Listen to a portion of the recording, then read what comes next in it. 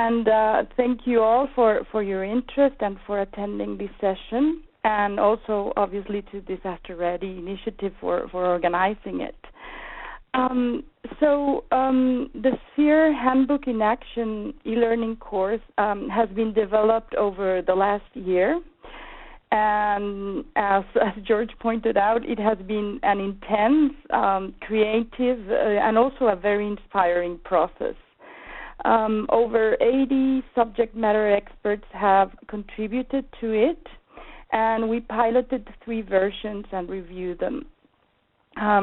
So I'd like to give you an overall view of the course and of the approach, and welcome, as George has said, any questions which you can send through chat anytime, and I will answer at the end of the presentation. So on the learning approach, the course rationale is that we wanted to bring the Sphere Project Handbook to life. We wanted to take it out of the linearity of a book and encourage you to interact with it in relevant way for you. We wanted to get away from you clicking through pages and having to answer, questions that require a short-term memory recall rather than a deep learning approach. So we decided to put the individual at the center of the learning experience, and the learner is an actor of the situations described in the course and has to answer to a number of challenges. The expected outcome is that the learner understands and experiences the effective use of the handbook. So we decided to focus the learning on the early chapters, that is the Humanitarian Charter, the Protection Principles, and the course standards. But the course aims to encourage the holistic application of the book in a way that considers all its elements. So if the handbook was a dictionary, this course won't teach you all that's in a dictionary, obviously. It will teach you how to use it and the potential it brings to improving your own work. As a target group, we spent quite a long time discussing this. In a way, it's a basic course in the sense that you don't need to previous knowledge of Sphere or of the humanitarian system to take it. So it is designed for people who are new to Sphere or to the humanitarian system. It is, however, also designed for people who know and use Sphere. They should find it challenging and useful, as there are many opportunities to deepen their learning and understanding of complex issues and their own understanding of Sphere and application. And last but not least, there's a third group of senior and experienced staff. And in a way, e-learning is a very safe learning environment, especially for people that are expected to know about Sphere, but have not had the real opportunity to go into it. So how do we do this? First, by connecting with you. You as a person. We first take you out of the humanitarian setting for you to explore in general and without giving it too much thought how you make decisions, how you approach dilemmas. In this section called A Different Way of Thinking, there are no right or wrong answers, but some of the issues raised here are explored further in the course that will open to you. So this is the main menu. The course is made up of 3 introductory topics and 15 scenario topics. So after the first introductory topic, that's the introduction, basically telling you how to move around and the approach and the objectives of the course. A different way of thinking, which is what I just described, and the Sphere Essentials, a little bit of what everybody should know about Sphere. After that, you can go to any topic that you need or that you're interested in any order. So the scenarios are these 5 countries. They are all fictional, and they include a range of natural disasters and conflict, urban and rural settings, and different environmental climates. The affected populations include internally displaced persons, refugees, and others who have not been displaced. And the scale and impact of each disaster is different. So each humanitarian situation looks at applying different parts of the Sphere Handbook, and they offer many opportunities to relate what you learn to your own humanitarian role. The course combines the use of short stories, multiple choice questions, open questions, and we tend to give a lot of space for reflection as well. The topics, which, for example, here is the drought in Djibouti, and you have the 3 topics: human rights, two-way communication, participation, and building on capacity. They can take between 30 and 60 minutes, depending on your familiarity with the Sphere Handbook and how much reading of the resources and links you do. And they are really designed to help you relate to Sphere to a practical context. It is important to mention that what we explore is how you use the Sphere Handbook in that related subject. For example, we have one on assessments, one on coordination, one on looking after yourself. And you could have a whole course on that topic alone, and many already exist, actually. So it's important to understand that what the learning objectives focus on how to use the Sphere Handbook while conducting assessments, for example, or coordinating, or looking after yourself as a humanitarian worker. So the course is not designed to be studied in one session. We advise a maximum of 1 or 2 topics at a time. And this is to allow you to remember more information and incorporate it more effectively to your own work, basically. So you should take it at your own pace. And when you come back, you land on the last page you visited, so you don't lose your history. So this is an example of the beginning of a topic where we set the scene, and you can either go through the information by clicking each of the pictures, so it will give you the situation in Djibouti by subject, who's the affected population, what's the geography. In this case here we have health, what's the health situation. And you can also access that through an envelope here, which will give you the whole background to the disaster brief, and that you can access whenever you're in the topic, whenever you need it. And so we chose to focus a lot on people because really that's the center of the Sphere project, on people and their stories. So, for example, here we have 3 characters, Rahina, Isaka, Ami, and Amina, that will present you a series of dilemmas. In this case, all of them are affected populations. Sometimes you would have a colleague or, your boss or even yourself. And so once you're presented with a case, you will be asked, for example, in here, for your opinion and your solutions for a technical problem in this case. And to help you respond, what we're doing also is that the course encourages you for constant interaction with the handbook, but in a practical and relevant way.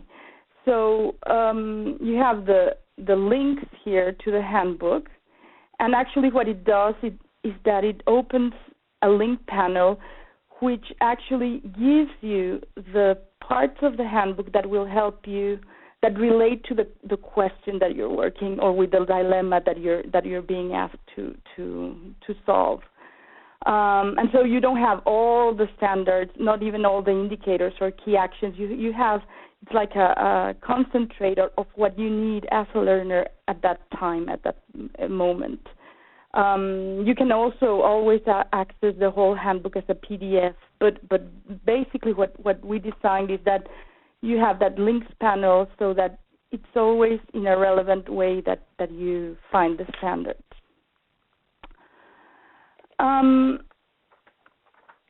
Then we have these famous open questions, and we were asking ourselves how to motivate learners to actually write things, because it's very tempting just to write anything and just click confirm and look at the model answer. And since we're not recording your answers in the learning platform, what we came up with, and as I mentioned, it's really giving the responsibility to the learner, himself or herself, is to have the possibility to print that once you have an answer and you confirm it, you can actually print your answer together with the model answer and take that with you. You also have the same possibility for each of the topics. You have the key points, in this case for the human rights topic, and so you're able to print all the key points of the topic.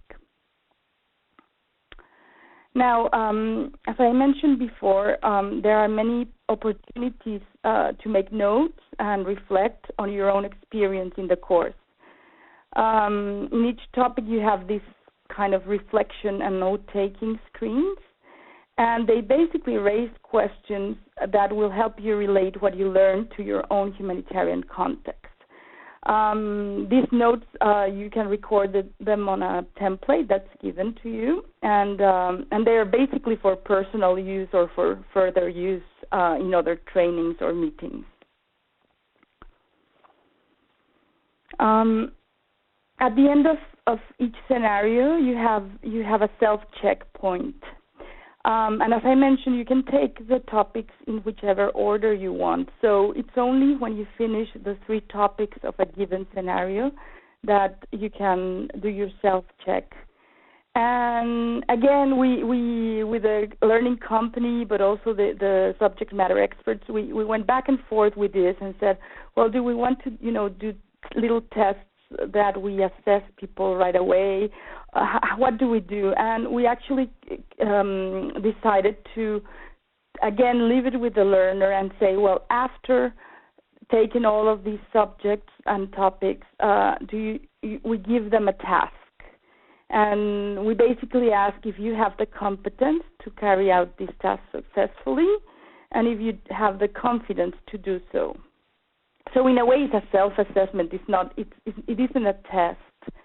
And it provides you with a way of assessing how confident you are in your ability to use the Sphere Handbook effectively, and it gives you further advice on how to strengthen that.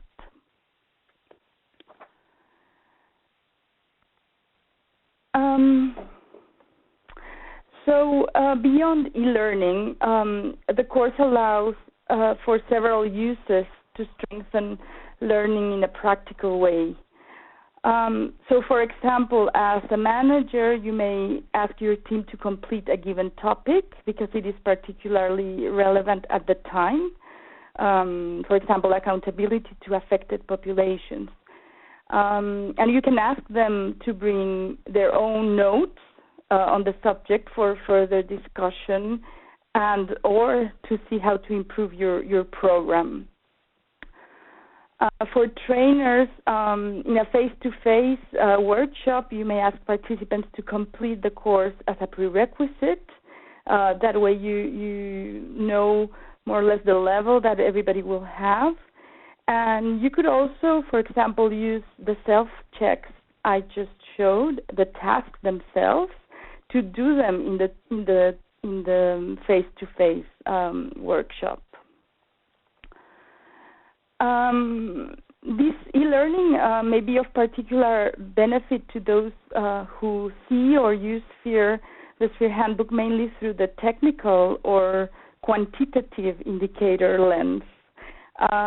It will give water engineers, nutritionists, shelter, health specialists a holistic view of what the Sphere Handbook has to bring to the humanitarian sector, and an opportunity to learn to use it in an integrated manner. And also beyond e-learning with your peers, with your colleagues on face-to-face, and we're looking into having a community of learners where we could, go further, and those who have completed the course and those who are taking the course could ask questions and really form a community. I hope we can have that in the next couple of months, actually. And then for organizations, Sphere board organizations, but others as well, may ask that the Sphere course is part of staff development, and that staff provides the certificate of completion as a requisite, for example.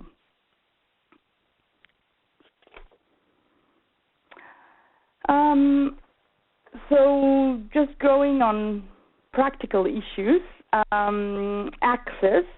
So for the moment, the course is accessible through the Sphere website. This is the address, sphereproject.org/elearning. It's hosted at the IFRC learning platform, but you'll see the page is Sphere-like, so we have like a little corner given to us, which is very good. We decided not to put the login page as such, and we're taking people to our website because we have coming arrangements with other platforms and organizations. The aim is really to make the course as available as possible, and if the way to do it is, for example, through IOM, that their staff take the course through their learning platform, we are having MOUs and arrangements with them. The one that's really ready to go online next week is with Lingos, which is an organization that provides learning platforms to over 75 NGOs. And we're looking also into having that with UNHCR, with ICRC, and other organizations. And then in terms of languages and other versions, we hope by mid-end May to have the course ready and launched in French, Spanish, and Arabic as well. And we're also producing a certain number of CDs, especially for those who work in slow connections, so that they can have easy access to it. Finally, I put a little slide on what people are saying. We have actually been online for about 8 weeks, so we don't have a lot of feedback yet, but we have gotten some very encouraging words and feedback. We have now over 1,600 people that have started the course, and over 150 have completed it now. The average, more or less, has been 2 to 3 weeks for people to finish the course, although I've seen in the system some supermen or women doing it in a few hours. So in there I say I question a little bit the learning experience there. But I mean, I understand there are also people going in to screen it and see if they're going to advise staff to use it, for example. So thank you very much. I mean, I think that's the overall idea that I wanted to give you. I hope you enjoyed the presentation and that you find in this e-learning an exciting and an interesting way to discover the potential the Sphere Handbook can bring to improving the quality of your own work, but also your accountability to affected populations. So if there are any questions, I'm really happy to address them. Veronica, this is George. Thank you very much. That was extremely useful, and I think provide an excellent overview of this tremendous resource that you've worked hard to create. You and the team have worked hard to create. So again, we're at our question and answer period. So anyone who has a question they would like to submit, please go ahead and do so right through the chat function. You can send your question to all panelists if you like. We already have a couple of questions lined up. So Veronica, if it's okay with you, I'll just I'll work through with you the questions we already have while others are thinking of what questions they might want to ask. So the first one up is, this is a good one. Can this e-course replace actual Sphere workshops, the kind of workshops that I think we've all become accustomed to over the last decade or so? Well, actually, I think something that's very attractive about e-learning is that people and organizations tend to think, oh, great, now we'll save, all this money because we don't need to have workshops or face-to-face meetings anymore. And in a way, I don't think it replaces it, but I do think it covers a huge gap that we had, which is really the outreach to many people that didn't necessarily had the opportunity to go to a face-to-face workshop. So I think workshops are going to still be out there, and actually we prompt people to use this e-learning as a I don't know if you say trampoline, that's not a word, but to go further. So, but not everybody needs to go further, actually. So I don't think it replaces it. I think we will still have face-to-face training and learning, some very specialized on technical chapters or protection chapters. So no, I guess my quick answer is it doesn't replace it, but it does address a very, very important learning need that was out there. Great. Thank you for that. And let me just ask a follow-up question. If folks are wondering what sequence or what order to pursue the online resource in relation to a workshop or something that's face-to-face, what would be your recommendation? What's the right sort of sequence? Well, as I mentioned, the only sequence that we recommend, and actually the course forces you to do so, is to go through the intro and the Sphere essentials. Other than that, it's really about what subject matters are going to be explored. For example, the scenario in Kenovia, that's the conflict scenario, and it explores many of the protection issues. But it focuses in an organization that does not have a protection mandate, for example. So it really depends on your interest as a learner, and that's why we are not recommending necessarily a given learning path. In a way, you create it. Now, if you're a trainer or an organization is looking into something in particular, you could have a thread, for example, into going on accountability to affected populations, and from there, going into two-way communication, which really takes, participation, the core standard further, and then go into capacity building, for example. But in order to do that, you really need to go through the course yourself as a trainer and understand well how you could make that thread. Good. Excellent. And I would just add there's a comment that just came in very relevant to what you were just discussing, and I'll just read it and then we'll move on to the next question. The comment was, I like the idea of this being a prerequisite for the residential training. It could also serve as a refresher course or as a final exercise to confirm that the learner has captured the knowledge in the face-to-face course. Great job! Exclamation point. So thank you for that. The next question we have up is...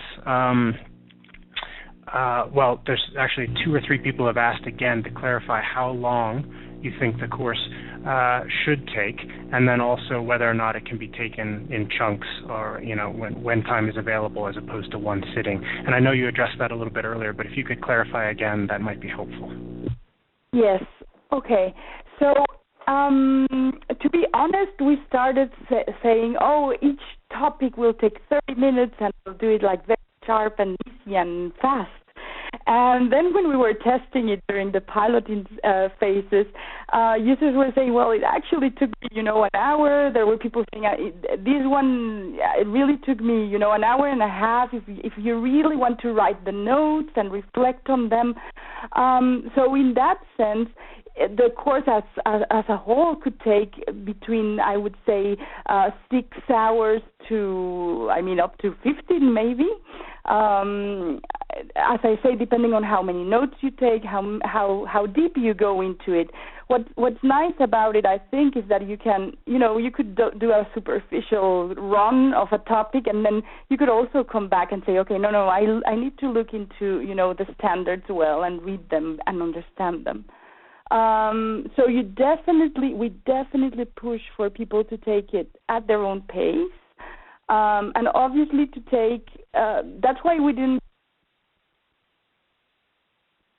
interests out there and needs that you really, as a learner, we give you the power and we give you the responsibility to say, well, I'm going to book, an hour or two, and I'll do 2 topics now. And then in a week, we really push for people to take time off, like do it and leave it, to really let it sink in. Some of the comments we've got back of the to be improved has been that sometimes it's like, a little bit, long and repetitive, especially if you take the 3 topics of a scenario in one sit. So it is really not designed to do that. You will get tired, I think, if you do it that way. All right. Good point. Okay, thank you for that. Next question, somewhat related, again, is that Veronica mentioned that the e-learning can be used by trainers as pre-work. Do materials exist that provide trainers a curricular guide on how to employ these e-learning resources in a facilitated setting? So discussion questions, notes, other things. For the time being, we haven't developed that, but we do have it in a pipeline, and we are creating a subgroup of experienced Sphere trainers that would like to look into these. But for the time being, we don't have additional material. What we're pointing at for the moment is, the questions on the notes to go that I talked about, the key points of each of the topics, and the self-check tasks. Basically, those are the 3 things we're exploring. But there's no material of a kind for the moment. Okay, great. Thank you for that. Next question. This is a good one. Currently, the e-learning course is focused primarily on the principles and the core standards. Are you planning to introduce another course on the minimum standards, for example, in health or WASH, shelter, nutrition, and so on? Oof. Are you up for the creation of a whole other course?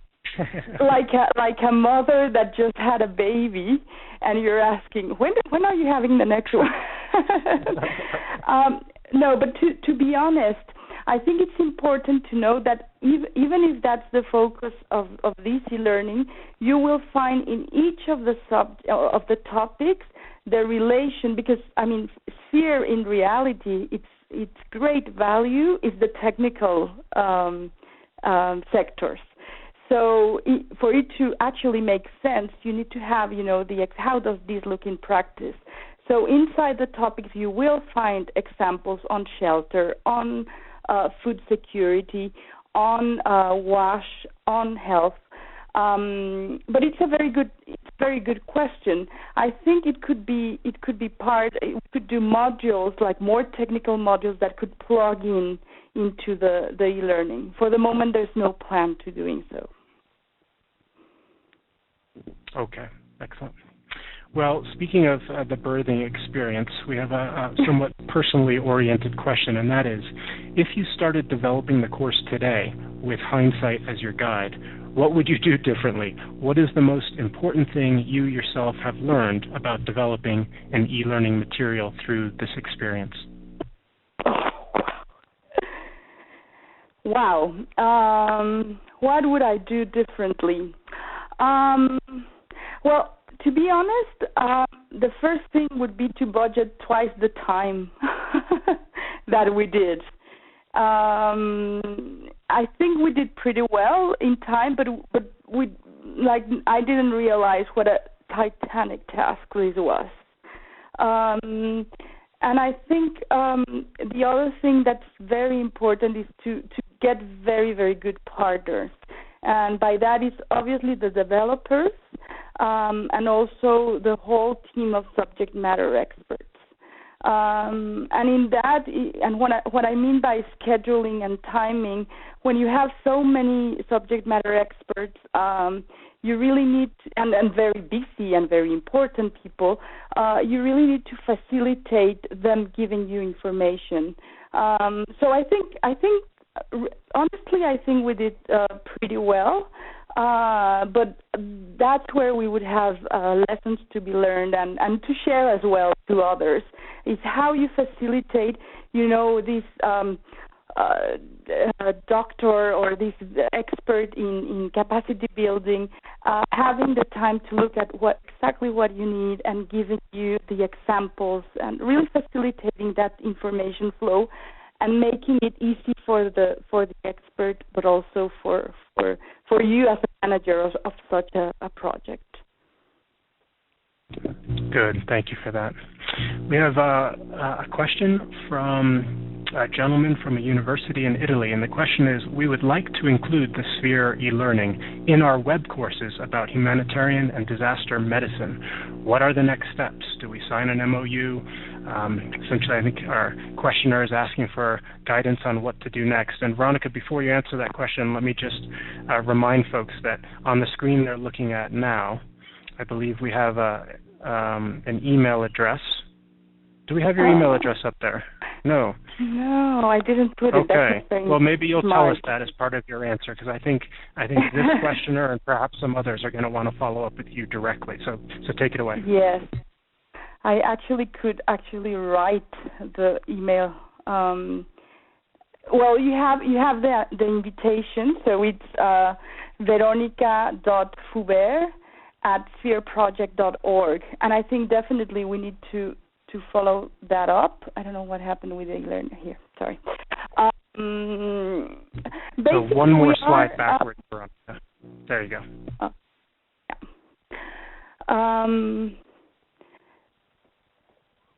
Yeah, sorry. So is an MOU something that the Sphere project team is going to be interested in signing whenever there's a university, a humanitarian organization, any sort of training program that wants to include the e-learning in their curricula? How do they go about that? Yeah, basically they need to contact me, and we're doing for the time being agreements and MOUs for those organizations that are putting the course inside in their learning platform. But if you want to include it in your curriculum, we can do something more lighter, I would say. But it's important that we know about it and we want to have the information, obviously, and second to learn about how you are incorporating that. I have for the moment about 20 training institutions and or organizations that are interested in putting that together, in including it in their curricula. And as with individual trainers, we can form a subgroup as well to strengthen our relations and the experience of putting it together. Great. Okay, thank you for that. And I've just sent your email address, Veronica, to everyone via the chat box, so hopefully everyone now knows how to get in touch with you. Great, thank you. Good. Now, listen, we've got a number of questions lined up, so I'm going to work through them. And again, Veronica, I think we have we have a good amount of time, about 20 minutes left. If we need all of that, we'll use it if we have those many questions. If not, we'll wrap up a little early, but I still have a number lined up here. So let me ask the next one, and this one's really a suggestion. This suggestion is perhaps you should organize webinars for specific topics in Sphere projects, for instance, WASH or health and so on, to provide a little more in-depth guidance on those particular topics. Is that something that the Sphere team's considering or might consider doing? We definitely may consider doing it, and especially there's on the website, there's the materials for each one of the technical sectors. There's the training materials for that. But I think definitely by putting together, 1-hour webinars just to go a little bit inside it by technical sector. And also I think what's important in the technical sectors is that interrelation of the standards, which makes it quite interesting and relevant. And so, yes, we may be interested in doing it. We haven't, it's not in the pipeline, let's say, but it's something that could be done, definitely. Good. No, I have a feeling that might be a popular series. Obviously, time zones might be a bit of an issue for the live webinars because we know that there are fans of Sphere in all the regions of the world, but also through recording, as we're doing for this session, we'd have those webinars, or you would have those webinars available for anyone after the fact who wanted to access them. So that's good to know. Yeah. Okay, our next question. How does someone with very low bandwidth participate? Is there possibly a DVD or CD version available? Yes, we're producing a DVD because it's pretty heavy actually, and we're doing it multilingual just to avoid having to deal with different stock. So you would need to contact me. And I could send you the CD and DVD to you or to your staff. Sometimes it's staff, in the field that would need it. So that's how we would do it. Great. Okay, so again, Veronica's email address should all be available to you in the chat box there if you want to follow up directly. Next question, really going back to the course itself. In looking at the scenarios within the course, does it allow the user to identify environmental factors that may provide obstacles to fully meeting the Sphere standards? So again, getting back to the question of when and under what circumstances should we adopt a more flexible approach when it comes to the application of Sphere standards. And in this case, the questioner is really asking about environmental factors. Yes. Yes, and actually, I think that's the approach of the whole course, is really taking context into consideration when you're applying the standards themselves. It's taking us away from just saying, well, this is a list of things that as robots we need to do, and if we don't do them, we're not reaching the standard. It takes us out and away from that. And in particular for environment, there's a topic on building back safer, for example, where it takes into consideration environment issues in more detail. Great, thank you for that. Next question. This really, again, relates a little bit more to your experience, Veronica, and the team's experience with building this course. The question is, can you discuss the vendor identification and selection process that you used? How extensively did you explore potential vendors, so again, companies that help to create e-learning courses like this? And what were the main criteria you used for the selection? And the last question is, who did you ultimately select as your vendor? Okay. Yes, well, we actually put together a call with the criteria, which I'm very happy to share with whoever wants to know a little bit more about that. And actually what we did is also pull to our team, because I was in charge of this project, but I had never done e-learning. I didn't know what a SCORM file was, for example. And so I did hire a consultant that has been working with e-learning for a long time to really work side by side with me. And so we opened the call. We got about 30 proposals, which was, to my mind, huge. And some of the proposals were really, 60 pages long. You could see there was a lot of work in them. And basically the criteria, I would say the main issue that really was important to us is that learning was at the center of the proposal and of the company. I think there were proposals and there are many companies that will give you a lot of fancy things, and really what we benefited in a way was instructional design and learning, and for that reason is that we chose the vendor that we used. I'm very happy also to share with you their name. It has been really a fantastic experience with them. Yes, if any of you want more information on the selection process, on the call for applications and all of that, I'm very happy to share it because we did learn a lot on the process as well. Great. Okay, so for those of you who are e-learning course junkies who want to get more into the details, please feel free to contact Veronica directly. Okay, I see we've got 13 minutes left. I've still got several questions queued up. Some are still rolling in. Let me turn to the next one. And this is an interesting one because it really speaks to a challenge and a reality within the humanitarian community, and again between those organizations really based in the developing world as opposed to those in the developed world.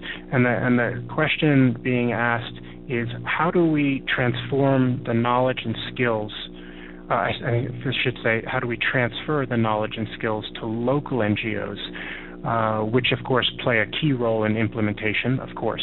And the comment goes on to say, so far the Sphere program is, let's see, sorry, this just popped up on my screen, is primarily geared towards developed world NGOs. So again, the question, I think this e-learning course is a wonderful beginning to an answer to that question, because it truly is egalitarian in terms of, or much more egalitarian in terms of ability to access and so forth. But with this course and with any other ideas that you and the project team have, how would you answer this question? Well, I think part of the beauty of the e-learning is that anyone can take it anywhere.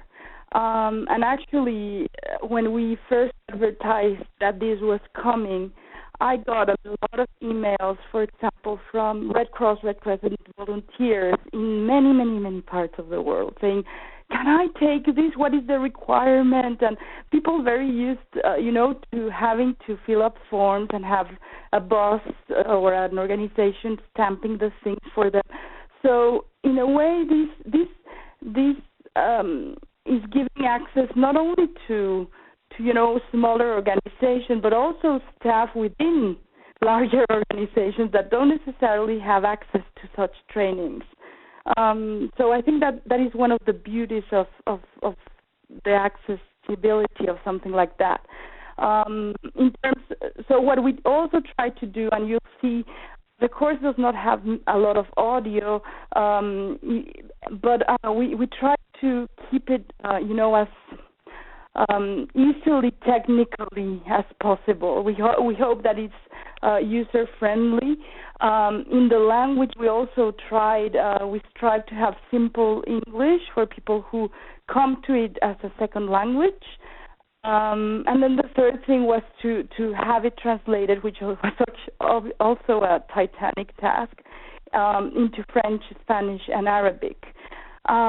Now, for local organizations, I can already see some of them asking, translate this into Tamil or into Swahili, or I don't know, as the handbook has been translated to over 20 languages, but spontaneously by NGOs or local groups of people. So I think part of making it accessible is saying yes to those requests and supporting them. And I think, I would invite you to. We're putting a new section in our website about tools, and we have been very surprised of many training, but also promotional tools developed locally, and they are very, very powerful. It's like how you use Sphere with the communities, and there are several examples of producing such materials. So I think to reach to local organizations, you can only do so much sitting from Geneva or New York or Washington or London. It really, I think that the power of those things that are developed locally, and if you can support them, that's one of the best ways forward. Great, excellent. I think we and I apologize to some if we don't get to your questions. We have quite a few lined up, but I want to at least take two more here. One is a nice natural follow-on to, Veronica, the answer you just gave. And the question comes, is there any financial support available to attend a Sphere training in person? Now, Veronica, I know that the Sphere project team has gotten out of the business of directly supporting trainings in the field, but obviously many individual humanitarian agencies have taken it upon themselves to organize sessions in different parts of the world throughout the calendar year. How could folks find financial support if they need it to try to attend one of those sessions? Well, my short answer is I don't know. It basically depends. Sorry, yes, because it depends on who the organizer is. What we do from the Sphere office is really in the events calendar, promote trainings that are organized around the globe. But it's really about people to contact the organization and see if there's any financial support. For training of trainers, for example, we did have the idea where you can approach, for example, an organization and say, sponsor me, and then I'll train your staff, for example. So I think it's a matter of also being a little creative in getting that financial support. But I don't know, to be honest. I'm just that was one of the ideas we had for TOTers, and the Sphere office has, we're really a small office, and we don't have the capacity to support people financially. Understood. Okay, so it sounds like besides checking with your own colleagues to see what resources might be available, it's to really track where those courses are being offered and by whom, and contacting them to see if there's a scholarship or some form of subsidy available. Veronica, I'm sorry I don't know the answer to this, but generally speaking, when a Sphere training or a training of trainers session is planned by, say, Save the Children or World Vision, do they generally list that on the Sphere website in a way that it would be easy for folks to figure out where the next trainings around the globe will be taking place? They would do so if it's something that's open to other organizations. So if what they're putting together is the, regional interagency workshop, for example, yes, it'll be there. There are some, internal trainings. Sometimes we put them on the events calendar just for information, but to be honest, it's kind of frustrating for people who are looking for a training, just to see a lot of opportunities which are not for you in a way. So what we try to put is those that at least, regionally or even in a country, people can apply to. Great. Excellent. Okay, so maybe one more question and then a comment, and then we'll look to wrap up. The next question is, do you think that some interactive sort of training on Sphere can be developed similar to the WORC training in the IFRC Learning Network. Now, Veronica, you may have to help us interpret some of those acronyms, but I think the gist, again, is, well, is there an interactive, or I should say, I mean, the e-learning is interactive, but is there something more similar to this WORC training that maybe you're familiar with at IFRC's Learning Network? Yeah, I'm actually not very familiar with it. No, for the moment there's none. But I think in a way this is the next step. It's like, where do we take this e-learning, further? And it is in a way a self-contained course. It is interactive, but you don't have a tutor. You don't have someone following up. You don't have a community of learners, as we were talking. So I think in a way that once we roll it out, the next step is to explore using it in such ways so that you're not just left alone and that's it. So we're presently exploring, inviting all of those who have registered and completed the course to creating, a community where we could go further. But for the time being, it's just, the beginnings of ideas and putting it together. Understood. Good. All right, well, we're almost to the bottom of the hour, and I think I'd like to conclude the questions and comments with just reading out one comment that just rolled in, and that comment is, "The training is too short!" ! So obviously, I think that's a good sign. That means that there's still an appetite out there for more. Mm-hmm. And with that, I would just mention that I think it's also a very good sign that we had over 70 participants on this phone call, this webinar today, and that's a very strong showing. And I think it's a good testimonial to the interest out there around Sphere, and not only just around the guidelines and the handbook as a resource, but how best to propagate that knowledge, how to spread that knowledge and share it with others. And so if that's any indication, I think the sweat and effort and love that you put into designing the course is already paying off. So Veronica, before I conclude, is there any last comment you wanted to make to the group? Well, I just wanted to thank all the people that attended and invite you. Thank you, George, for sending my email. You could find it in the website as well. To invite you to contact me to explore these possibilities further. And if you take the course, in the coming month or so, and you have, feedback there's a feedback form, but if you have, other than the feedback form, comments to give us, things to improve, I'll be gathering all of that, because I think this is a whole process. We're trying it out for the first time, and then I think next year we will review it and probably include other little modules or topics that could help the community. So thank you very much for the opportunity. Thanks, Veronica. And I think that was, in case anyone missed it, a clear call for feedback and for ideas, because as any of you who are involved in training will know, it's that kind of feedback that's really essential to improving the product and ensuring that future versions are really fine-tuned to address the most, I'd say, frequent comments, questions, requests, and so on. So any feedback, I think Veronica would be quite interested in it. Veronica, let me